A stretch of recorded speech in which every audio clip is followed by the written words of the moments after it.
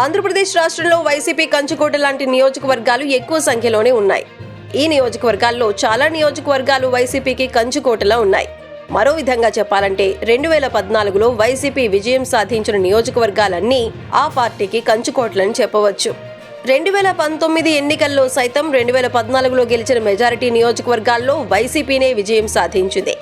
సీమ జిల్లాల్లోని చాలా నియోజకవర్గాల్లో తమకు వైసీపీ అభ్యర్థి ఎవరనే అవసరం లేదని జగన్ పార్టీ తరపున పోటీ చేస్తున్నారు కాబట్టి జగన్ బొమ్మకే తమ ఓటు అని ఇక్కడి ఓటర్లు చెబుతున్నారు. ఉమ్మడి కర్నూలు జిల్లాలోని మంత్రాలయం, కోడుమూరు నియోజకవర్గాలు వైసీపీకి కంచుకోట్లని చెప్పొచ్చు.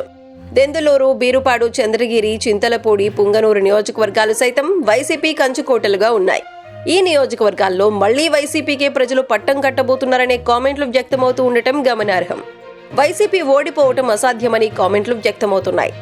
జగన్ నిర్మించిన వాలంటీర్ల వ్యవస్థ, సచివాలయ వ్యవస్థ, ఉద్యోగులు, వాళ్ల కుటుంబాలు, సంక్షేమ పథకాలను అందుకున్న ఓటర్లు జగన్ కు అండగా నిలుస్తారని నెటిజన్ల నుంచి కామెంట్లు వ్యక్తమవుతూ ఉండటం గమనార్హం.